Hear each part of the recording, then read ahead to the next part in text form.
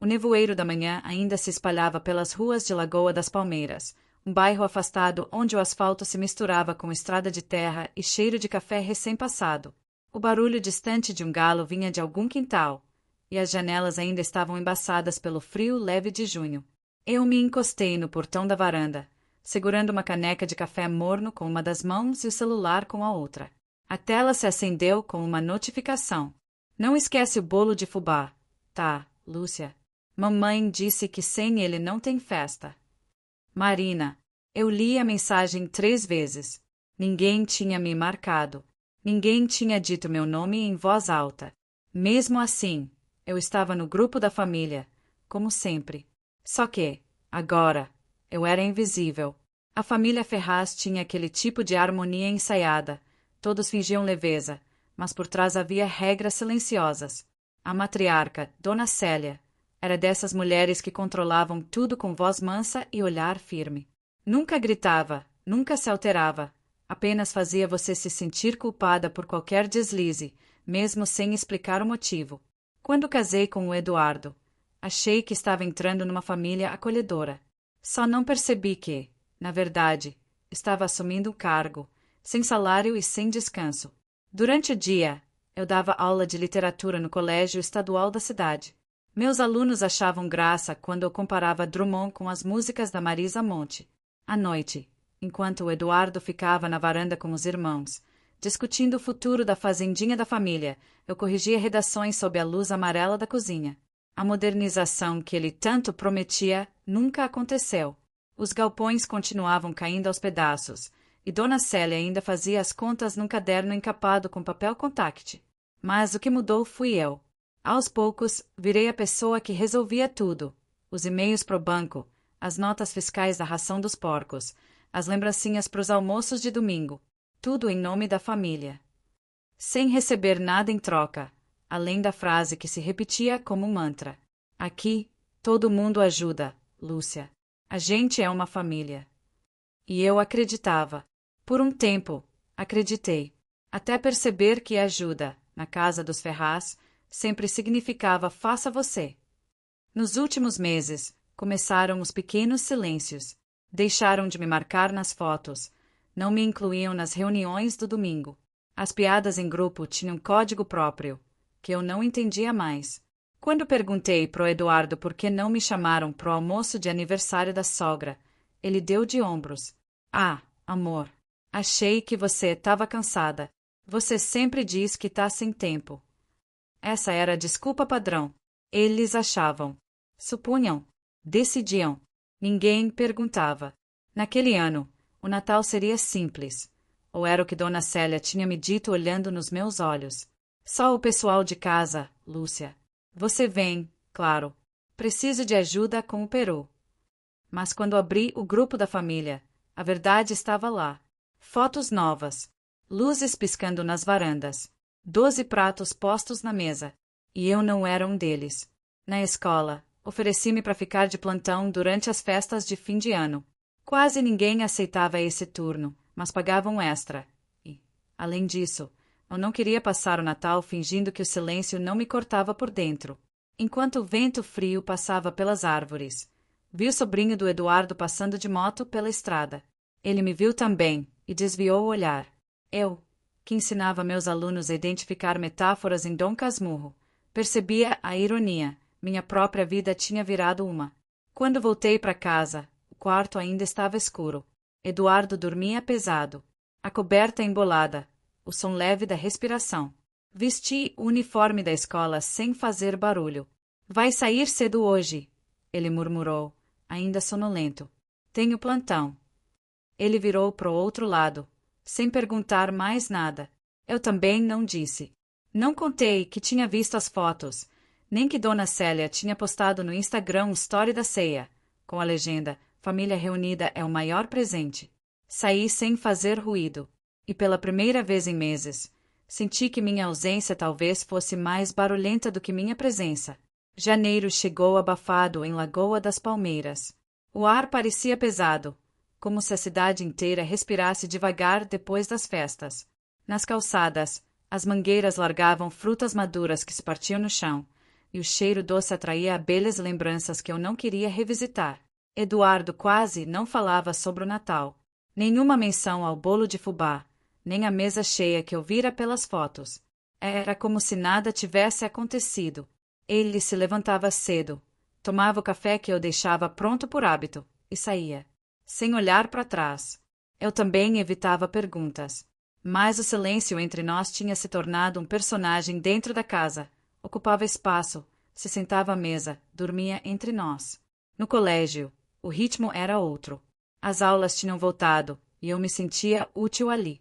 Corrigia provas, ria dos exageros adolescentes, e voltava para casa com uma sensação estranha, a de que minha vida só existia de verdade quando eu estava longe dela. Naquela sexta, abri a caixa de e-mails para imprimir o material para as turmas novas. E ali, entre planilhas e avisos da secretaria, havia algo que não deveria estar. Um comprovante bancário. No nome do remetente, Cooperativa Agroferraz. E, no detalhe da transferência, pagamento efetuado com o cartão de Lúcia F. Alves. Eu gelei. Aquele era o meu cartão, o mesmo que eu usava para pagar o gás e as compras do mês. Abri outros comprovantes. Havia vários. Compra de ração. Reparos no trator. Serviço veterinário. Tudo com o meu nome. Comecei a somar mentalmente os valores. Centenas. Depois, milhares. Não havia engano. Era um padrão. Quando Eduardo chegou, eu estava na varanda, com as folhas impressas nas mãos. Ele veio cansado, suado de sol, e sorriu como se nada tivesse mudado. Trouxe pão de queijo. Mãe mandou. Coloquei as folhas sobre a mesa. Eduardo, por que tem despesa da fazenda no meu cartão? Ele franziu o senho, mas não pareceu surpreso. Ué, amor, a gente sempre divide tudo. A fazenda é da família. E você é parte dela. Parte? Minha voz saiu firme, mais do que eu esperava. Ou apenas o caixa eletrônico que ninguém agradece. Ele suspirou, como quem quer encerrar o assunto. Você tá exagerando. Todo mundo ajuda como pode.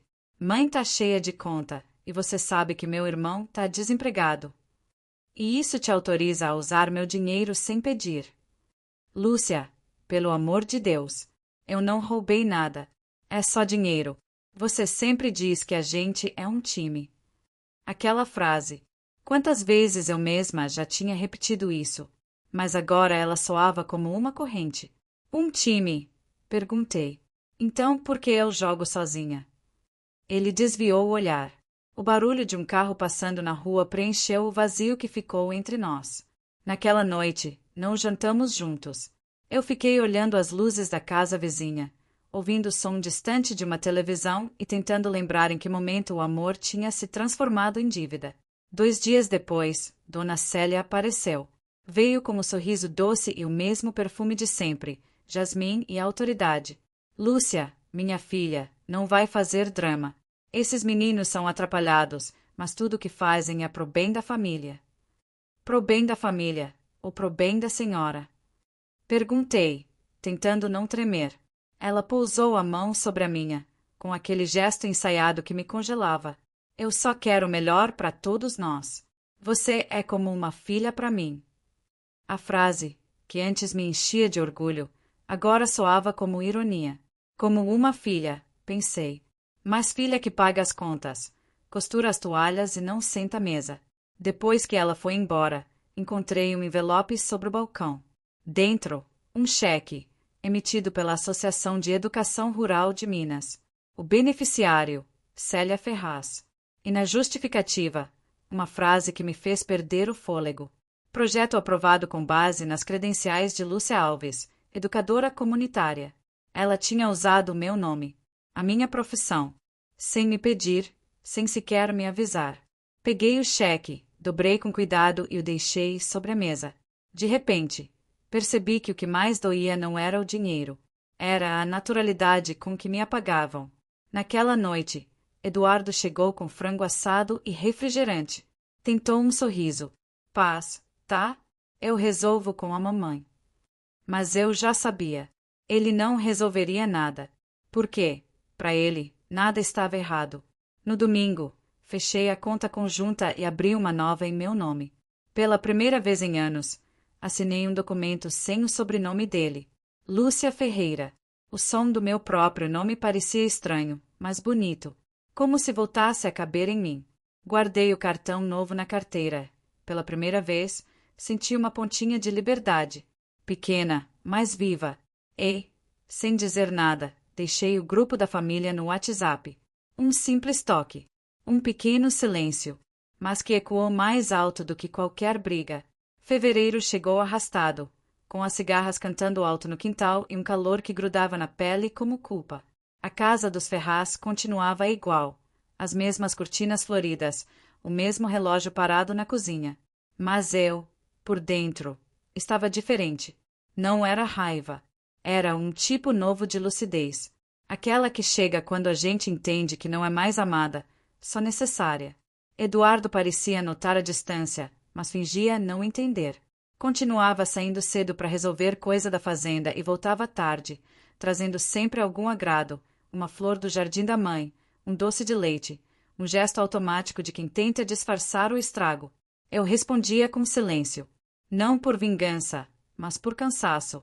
Na escola, minha rotina era o oposto disso, viva, cheia de vozes, perguntas e risadas. E foi ali que conheci Marina Duarte, a nova psicóloga do colégio. Tinha pouco mais de 30 anos, cabelos curtos e um jeito calmo de quem já tinha visto o pior do ser humano, e ainda acreditava no melhor. Ela apareceu na sala dos professores com uma garrafa térmica e um sorriso gentil. Você é a Lúcia, né? A professora de literatura que todo mundo fala. Ri, meio sem graça. Falo demais. É isso que eles querem dizer. Melhor falar do que engolir, respondeu ela, com um olhar que parecia atravessar a gente por dentro. Aquela frase ficou ressoando na minha cabeça o resto do dia. Nas semanas seguintes, Marina começou a almoçar comigo. Primeiro por acaso, depois de propósito. Nossas conversas iam de assuntos bobos a silêncios confortáveis. Até que um dia ela comentou. Você mora lá para aqueles lados da fazenda dos Ferraz, né? Meu corpo enrijeceu. Moro sim. Por quê? Nada demais. É que conheço histórias de lá. E, sei lá, às vezes as famílias do interior confundem cuidado com controle. Ela disse isso sem acusação, com um tom sereno, mas aquilo me atravessou. Você tá dizendo que eu sou controlada? Não.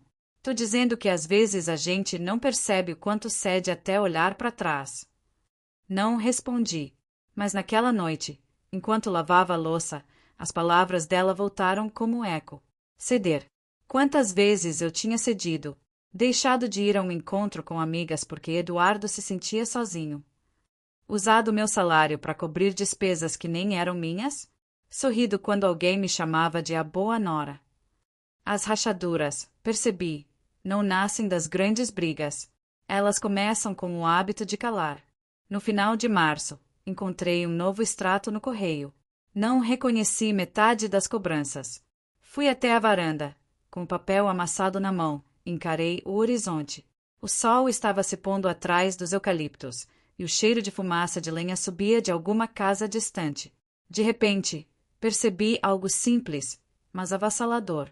Eu vivia numa vida que eu mesma financiava, mas que não me pertencia. Naquela noite, Eduardo voltou mais cedo. Você tá quieta? Tô.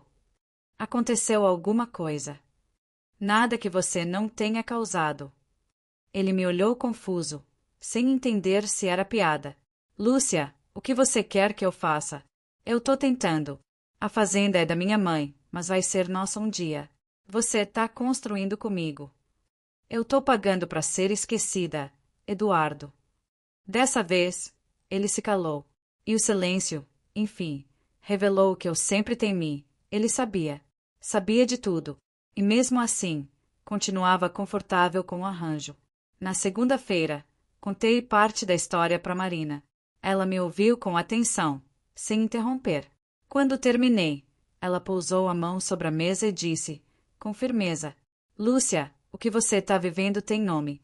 É abuso financeiro. E emocional também. Abuso, repeti, como se a palavra tivesse gosto amargo. Quando uma pessoa usa o seu trabalho, seu dinheiro ou seu afeto para se manter no controle. Isso não é amor. É domínio.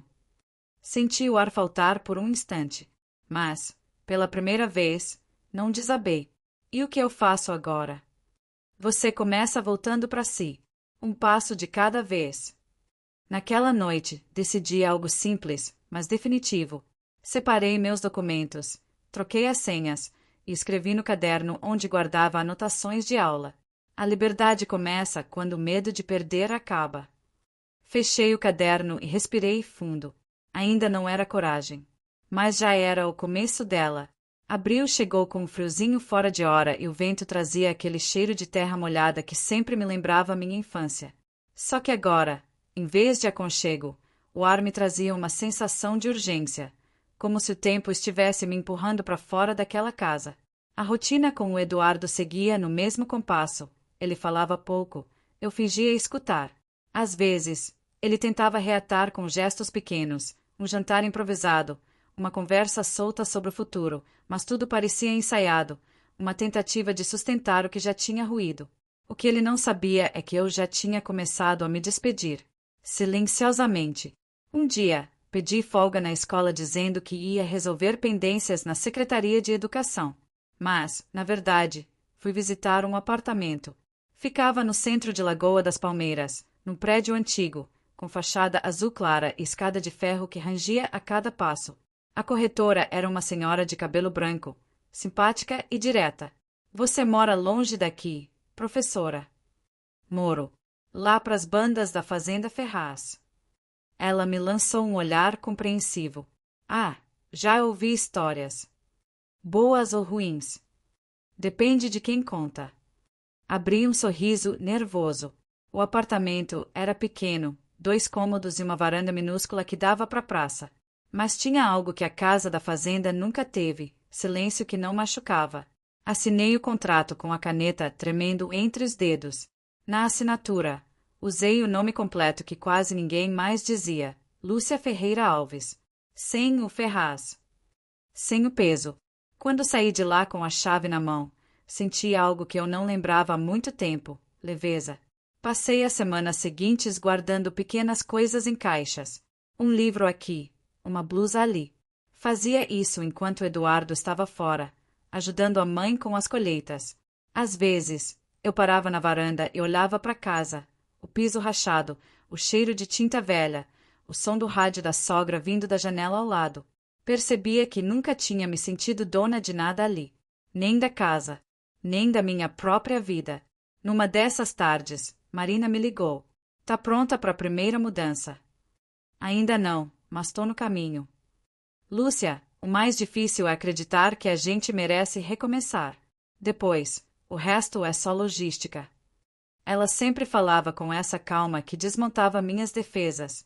No domingo, Eduardo foi ajudar o irmão numa mudança. Aproveitei o silêncio. Peguei uma mala pequena, as roupas mais simples, o colar da minha avó e o caderno onde eu escrevia tudo o que sentia.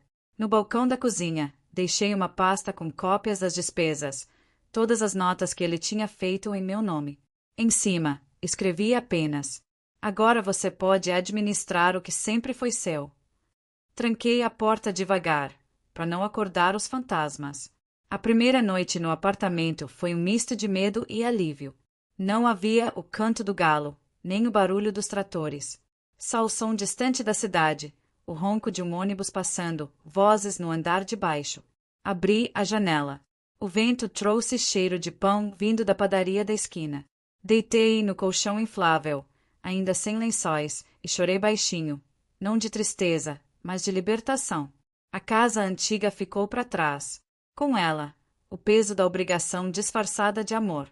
Na segunda-feira, fui trabalhar como se nada tivesse acontecido.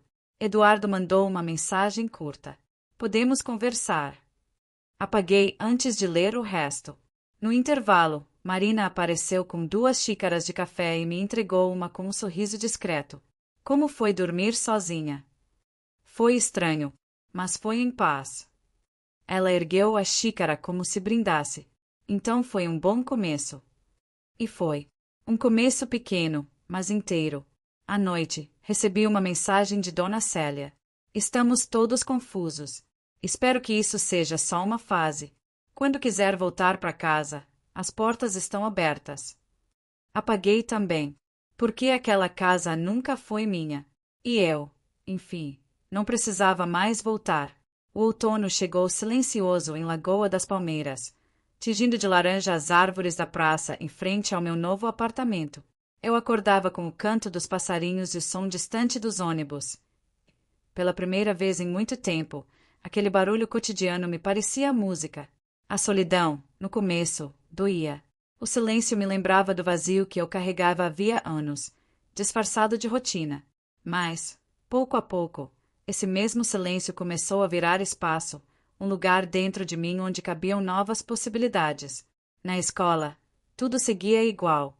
Alunos apressados, bilhetes de última hora, cheiro de giz. Só eu não era mais a mesma.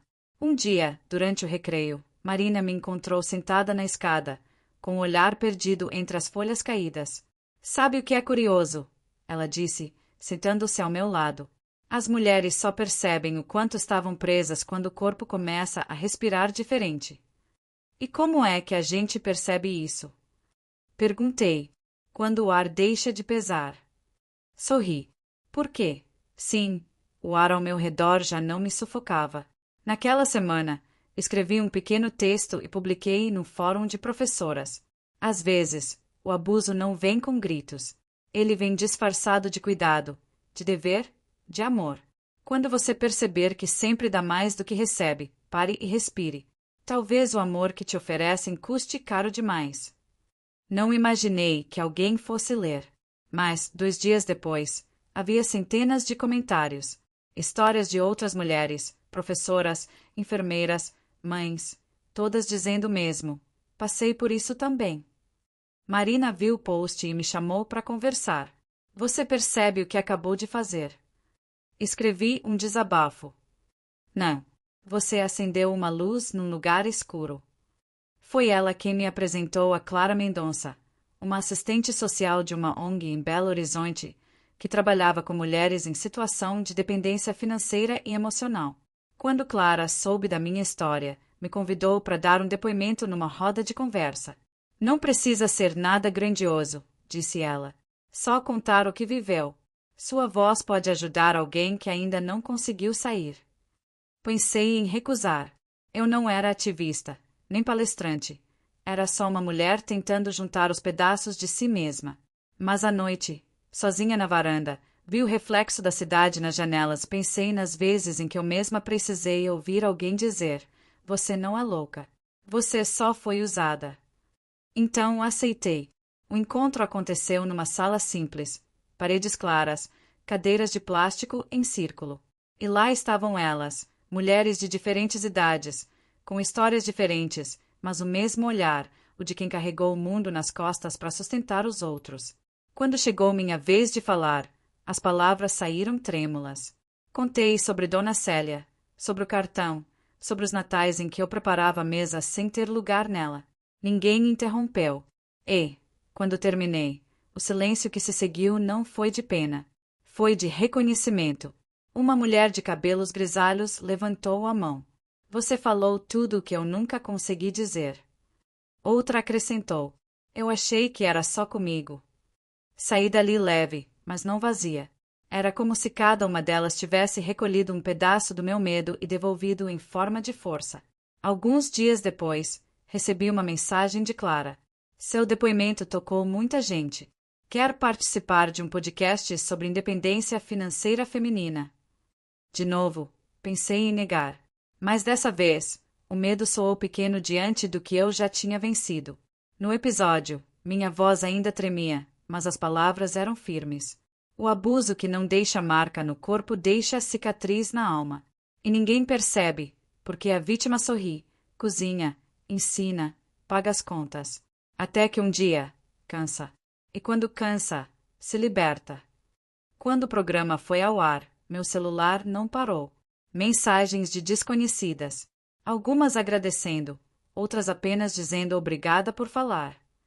Naquele dia, percebi que a minha história não era só minha. Era um espelho. E, de repente, eu não estava mais sozinha diante dele. À noite, escrevi mais uma frase no meu caderno. Falar é o primeiro passo para deixar de pedir desculpas por existir. E, pela primeira vez, entendi o que era usar a voz, não para se justificar, mas para existir. O inverno desceu sobre Minas Gerais com seu frio de madrugada e céu sem nuvens. As manhãs cheiravam a pão quente e jornal velho, e a cidade parecia mais silenciosa do que nunca. Mas, dentro de mim, havia movimento. Um movimento leve, de quem já não anda olhando para trás. As palestras começaram a se multiplicar.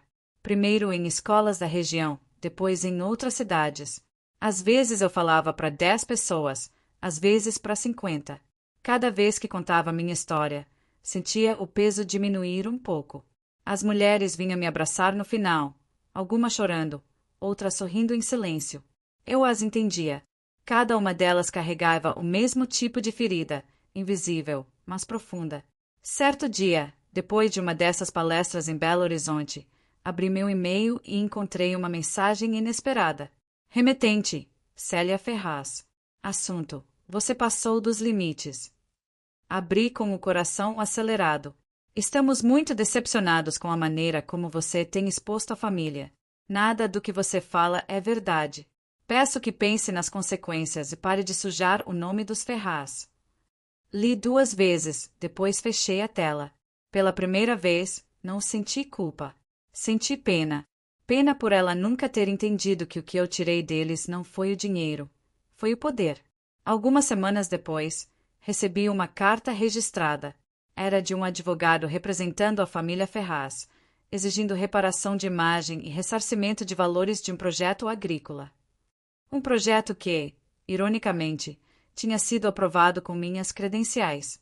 Sentei-me à mesa do meu pequeno apartamento, olhei o papel e deixei escapar uma risada curta. Eles ainda acham que podem me cobrar por existir. Guardei a carta numa pasta e mandei uma foto dela para Clara, da ONG. Isso é comum? Perguntei. Mais do que você imagina. Quando a mulher deixa de ser útil, tentam culpá-la por sair. Mas você não deve nada. E eu sabia disso. Sabia com a certeza calma de quem já perdeu o medo. Naquela noite, escrevi um e-mail para uma jornalista que tinha me entrevistado semanas antes. Assunto: quero uma história sobre o preço do silêncio. Anexei a carta do advogado e contei tudo.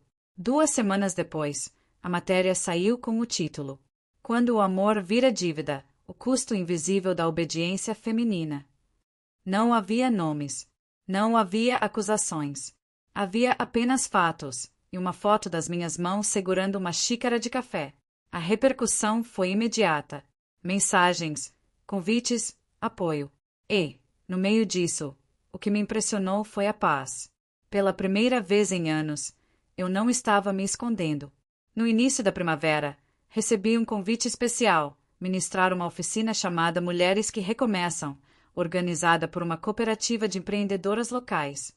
Marina insistiu para que eu aceitasse. Você foi a primeira a provar que dá para sair sem gritar. Só é preciso não calar. No dia do evento, entrei na sala com o coração disparado. As cadeiras estavam cheias e um cartaz simples dizia: Autonomia é o nome da liberdade. Olhei para aquelas mulheres e comecei sem papel, sem roteiro. Durante muito tempo, me ensinaram que amor é sinônimo de sacrifício, que ser boa esposa era dar tudo. Mas aprendi que amor que cobra silêncio não é amor, é controle. Enquanto eu falava, uma sensação estranha me percorreu. Era força, mas também gratidão. Gratidão por ter sobrevivido à mulher que eu fui. Na saída, alguém me chamou. Virei e vi Eduardo parado perto da porta, com o olhar abatido. Por um instante, o tempo pareceu parar. Lúcia, disse ele, hesitante. Você conseguiu, né? Consegui o quê? Sair. Falar. Viver. Assenti. Sim. E você? Ainda vive com medo da voz dos outros. Ele baixou os olhos. Eu nunca soube o que fazer quando você começou a se afastar. Nem precisava. Só não precisava me impedir. Saí sem esperar resposta. E, quando fechei a porta do auditório, percebi que o passado, enfim, tinha ficado do lado de fora. À noite, em casa, abri o caderno onde guardava minhas anotações e escrevi a última frase. Eles tentaram me apagar, mas esqueceram que a luz também nasce do fogo. Assinei embaixo, Lúcia Ferreira Alves. O nome que sempre foi meu. O nome que agora, enfim, voltou a me pertencer. Do lado de fora, o vento soprava leve, trazendo cheiro de chuva e de vida nova. E eu sabia, nunca mais voltaria a ser invisível.